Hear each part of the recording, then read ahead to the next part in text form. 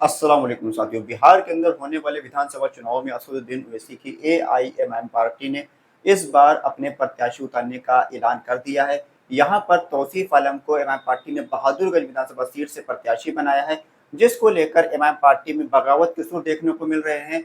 दर्जनों नेताओं ने, कार्यकर्ताओं ने एमआईएम पार्टी से इस्तीफा दे दिया है और बैरिस्टर असदुद्दीन ओवैसी की पार्टी को मुर्दाबाद के नारे भी लगाए हैं। असदुद्दीन ओवैसी की पार्टी ने अख्तुल इमान, जो कि एमआईएम पार्टी के प्रदेश अध्यक्ष है, उनसे जब इस बारे में सवाल किया गया तो उन्होंने कहा कि ये जो हमारे लोग हैं, ये हमारे अपने हैं। इन्होंने सालों एमआईएम पार्टी को सींचा है, एमआईएम पार्टी को मजबूत करने का काम किया है। अगर ये लोग कुछ नाराज है तो इनको मनाने की जिम्मेदारी हमारी है। हम कोशिश करेंगे कि पूरी कोशिश करेंगे ये लोग वापस से एमआईएम पार्टी में आ जाएं और एआईएमआईएम पार्टी को मजबूती देने के लिए बिहार विधानसभा चुनाव 2025 के लिए फिर से तैयारियों में जुट जाए। ये हमारे अपने हैं, जो अपना होता है वही नाराज भी होता है। अख्तुल इमान ने क्या कुछ कहा है, हम सुनते हैं अख्तुल इमान का ये बयान।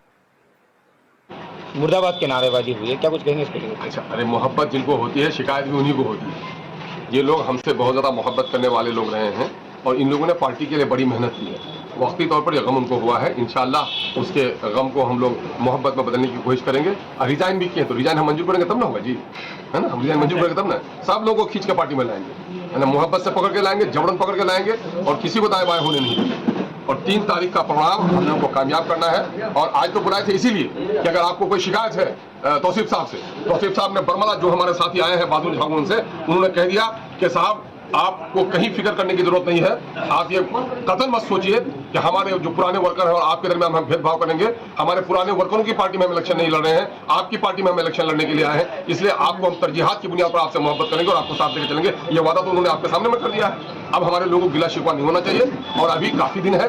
इंशाल्लाह हम समझते हैं कि उन तमाम तर भाइयों को हम लोग लड़ने के आएंगे। हम तौसीफ साहब से भी गुजारिश करते हैं कि आप जो लोग रूठे हुए हैं उनको मनाइए और अपने कारवा को बड़ा कीजिए। हम इंशाल्लाह हम समझते हैं कि वो लोग मान जाएंगे। सर, लोगों के बीच में बातें चल रही है, कहना यह है कि तो अख्तुल इमान ने पूरी कोशिश करी है कि इनके जो नाराज कार्यकर्ता है उनको मना लिया जाए, वापस से एमआईएम पार्टी में लेकर आया जाए। आपको पता चले कि एमआईएम पार्टी ने बिहार के बहादुरगंज विधानसभा सीट पर कांग्रेस के पूर्व विधायक तौसीफ आलम को अपना प्रत्याशी बनाया है, जिससे नाराज होकर एमआईएम पार्टी के दर्जनों कार्यकर्ताओं ने इस्तीफा दे दिया है और एमआईएम पार्टी मुर्दाबाद, असदुद्दीन ओवैसी और अख्तुल इमान के खिलाफ भी नारेबाजी करी गई है। इसको लेकर अख्तुल इमान ने भी बयान जारी कर दिया है। अब पूरी कोशिश की जाए कि ये लोग वापस से एमआईएम पार्टी में आ जाएं, एमआईएम पार्टी के साथ मजबूत करें।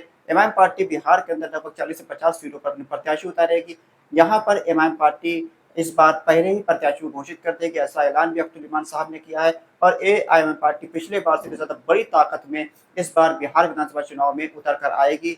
बिहार के अंदर पिछले बार एमआईएम पार्टी ने 19 सीटों पर प्रत्याशी उतारे थे, जिसमें से 5 सीटों पर एमआईएम को बड़ी जीत हासिल हुई थी। हालांकि 5 में से 4 विधायकों ने बाद में पाला बदलकर आरजेडी में शामिल हो गए थे, जिसको लेकर एमआईएम पार्टी ने ये ऐलान किया था कि हम 4 का बदला 40 से लेंगे। तो ऐसे में एमआईएम पार्टी 40 सीटों पर प्रत्याशी उतारेगी, जिससे एआईएमआईएम पार्टी को काफी फायदा होगा। एमआईएम पार्टी मौजूदा स्थिति में 10 से 12 सीटों पर चुनाव जीतने की पोजीशन में सामने नजर आ रही है। कई बड़े बड़े नेता और पार्टियों के जो विधायक और सांसद रह चुके हैं, वो एमआईएम पार्टी के संपर्क में है, एमआईएम पार्टी को ज्वाइन कर सकते हैं और आने वाले दिनों में वो भी एमआईएम पार्टी के सिंबल पर चुनाव लड़ते हुए नजर आ सकते हैं। अख्तुल इमान एमआईएम पार्टी जो प्रदेश अध्यक्ष है, वो आमौर से विधानसभा सीट से विधायक हैं, वो उसी सीट से प्रत्याशी होंगे, ऐसा दावा किया जा रहा है। इसके अलावा मास्टर मुजाहिद आलम जेटू के पूर्व विधायक, वो एमआईएम पार्टी में शामिल होकर कोचाधामन से चुनाव लड़ सकते हैं। इसी तरह बायसी से आरजेडी के पूर्व विधायक हाजी अब्दुल सुभान भी एमआईएम पार्टी में शामिल होंगे, अब वो भी बायसी से चुनाव लड़ सकते हैं, ऐसा भी दावा किया जा रहा है। इसके अलावा सरफराज आलम, जो कि अररिया से सांसद रह चुके हैं, शहनवाज आलम के बड़े भाई हैं, जो शहनवाज आलम एमआईएम पार्टी को छोड़ कर गए थे, वो भी जो कि हाट से एमआईएम पार्टी के प्रत्याशी हो सकते हैं। आने वाले दिनों में वो एमआईएम पार्टी ज्वाइन कर सकते हैं, उनकी बातचीत चल रही है, ऐसा भी दावा किया जा रहा है। इसके अलावा कई और छोटे बड़े नेता एमआईएम पार्टी में शामिल हो सकते हैं। एमआईएम के जो पहले विधायक बिहार के अंदर थे, कमरुल हुदा, किशनगंज विधानसभा सीट से, वो भी वापसी एमआईएम पार्टी में कर सकते हैं। वो आरजेडी में चले गए थे, एआईएमआईएम पार्टी में वापसी में उनकी संभावना नजर आ रही है और उनसे बातचीत चल रही है। अब यहाँ पर एमआईएम पार्टी के अंदर दर्जन भर ऐसे बड़े नेता और कार्यकर्ता हैं जो एमआईएम पार्टी में शामिल होने वाले हैं और एआईएमआईएम पार्टी को मजबूत करने वाले हैं। बिहार के अंदर एमआईएम पार्टी पिछले बार से भी ज्यादा बड़ी तादाद में चुनाव जीत सकती है, ऐसा दावा वहाँ के लोकल पत्रकार कर रहे हैं। उनका कहना है कि पिछले बार से भी ज्यादा बड़ी ऐतिहासिक जीत एमआईएम की सीमांचल के इलाके से होने जा रही है इस बार, और एमआईएम पार्टी इस बार इतिहास रचेगी सीमांचल के इलाके के अंदर और बिहार की सरकार बनने में एमआईएम पार्टी की अहम भूमिका रहेगी। एमआईएम पार्टी के किसी भी नेता को यहाँ पर डिप्टी सीएम पद में मिल सकता है, जैसे कि अख्तरुल इमान डिप्टी सीएम पद के प्रबल दावेदार हैं एमआईएम पार्टी के प्रदेश के अध्यक्ष जो हैं। इसके अलावा 1-2 मंत्रालय और एमआईएम पार्टी को मिल सकते हैं। असदुद्दीन ओवैसी की पार्टी बिहार के अंदर कितनी ज़्यादा बड़ा फैक्टर बनकर उभरेगी, तो चुनाव नतीजे बताएंगे। लेकिन आप अपनी राय कमेंट बॉक्स में लिखकर जरूर बताइए, बिहार के अंदर एमआईएम पार्टी कितना बड़ा फैक्टर बनकर उभर सकती है। खुदा हाफिज।